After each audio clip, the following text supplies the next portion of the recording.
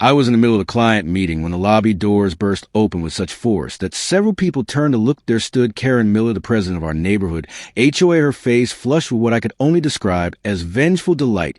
She stormed across the marble floor in her designer heels, pointing a manicured finger directly at me as my clients looked on in confusion. "You're fired effective immediately," Karen announced loudly, her voice echoing throughout the lobby. "Pack your things and get out of my building within the hour." I felt my cheeks burn as every eye in the lobby turned toward as my clients shifted uncomfortably in their seats, but I managed to maintain my composure. Karen stood there with her arms crossed, a smug smile spreading across her face as she relished my public humiliation. But there was something she didn't know, something that made me straighten my shoulders and meet her gaze without flinching. I simply nodded and said, "I think there's been a misunderstanding, Karen." Her eyebrows shot up at my calm response. "The only misunderstanding is that you thought you could stay employed here after your pathetic performance. Now get out before I call security." Just 6 weeks earlier, I had been working as a modest financial advisor in this very office building. It wasn't glamorous, but I enjoyed helping clients manage their investments and plan for retirement. Karen, however, made the workplace nearly unbearable. She wasn't just the president of our neighborhood HOA where we both lived. She was also the office manager for our building position that gave her 2 platforms from which to exert her love of control. Karen micromanaged everything from the temperature in the break room to which parking spaces employees could use. If you dare to question her authority, you'd find yourself written up for insubordination or suddenly dealing with surprise HOA violation notices at home. I had watched talented colleagues quit rather than deal with her petty tyranny. But my situation had changed dramatically, though no one at work knew it. Yet my uncle had passed away 2 months ago, leaving me a substantial inheritance that I had decided to invest in real estate. When I discovered that the very building where I work was up for sale, it seemed like a perfect opportunity. I formed a holding company to maintain my anonymity and made an offer that was quickly accepted. The closing was scheduled for the following week, but I had kept this information completely confidential, continuing to work as usual while the paperwork was being finalized. Meanwhile, Karen's behavior had grown increasingly erratic. She had begun sending daily emails about workplace etiquette violations and installing security cameras aimed directly at employee workstations. At our monthly HOA meeting, she had pushed through arbitrary new rules about holiday decorations and lawn maintenance schedules, finding residents for infractions as minor as leaving the garbage can out for an extra hour. When my neighbor, Mrs. Peterson, a 70-year-old widow, broke down in tears over a $500 fine for unapproved garden plants, I knew something had to change. Last week, Karen had cornered me in the break room, accusing me of violating office decorum by bringing clients to the front entrance instead of the side door. "This isn't some low-rent operation," she had hissed, jabbing her finger toward my chest.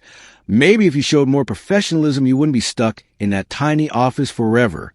I had simply nodded and apologized, which only seemed to frustrate her more. What she didn't realize was that I had just signed the final paperwork. That morning, the building was officially mine. Now, standing in the lobby with Karen demanding I leave immediately, I could feel the weight of the building deed in my portfolio. I gathered my client's paperwork and calmly stood up. I apologized for the interruption. I told them quietly, "Perhaps we can rest skidoo for tomorrow morning." After they left, Karen stepped closer, her voice dropping to a venomous whisper. "I've been waiting to do that for months. You have no ambition, no vision. People like you are just stepping stones for people like me." I nodded, maintaining my professional demeanor. "You might be surprised, Karen." I walked toward the exit, pulled out my phone, and deliberately called my lawyer.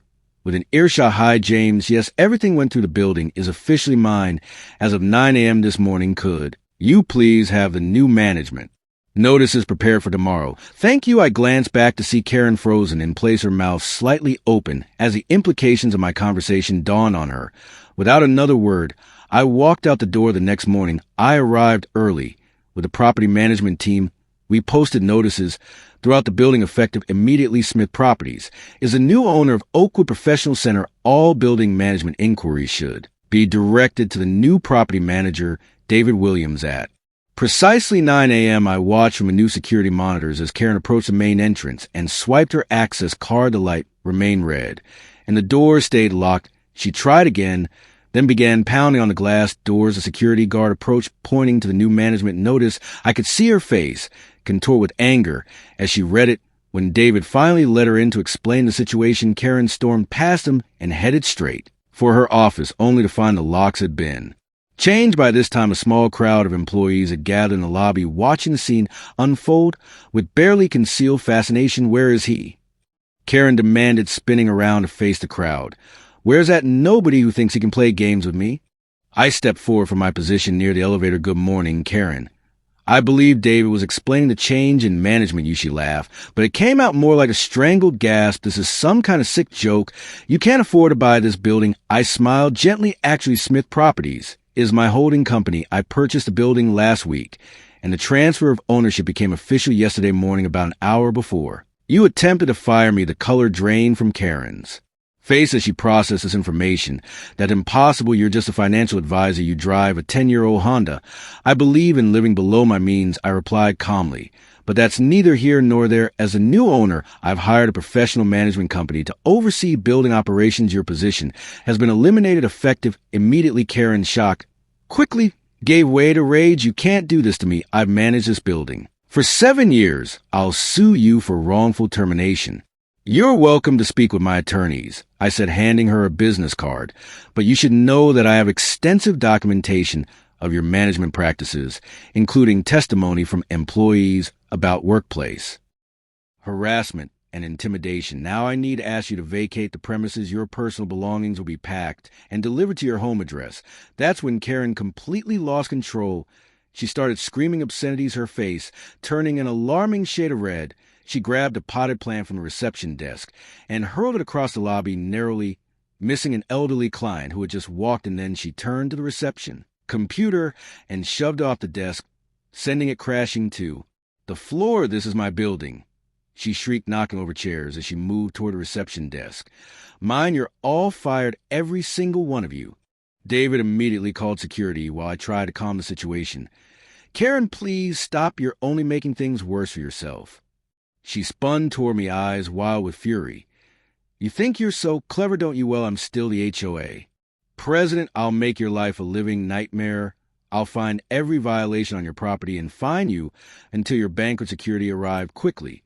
But when they attempted to escort Karen out, she slapped one of the guards across the face. At that point, David had no choice but call 911. Within minutes, 2 police officers arrived and attempted to reason with Karen, who was now barricaded behind the reception desk, threatening anyone who came near. When the officers approached, Karen tried to shove past them toward me, screaming that she would destroy me. The officers had no choice but to restrain her, and despite her struggles and protests, she was handcuffed and informed that she was being arrested for disorderly conduct, destruction of property, assault, and trespassing. As the officers led her toward the exit, Karen continued to shout threats and promises of retribution.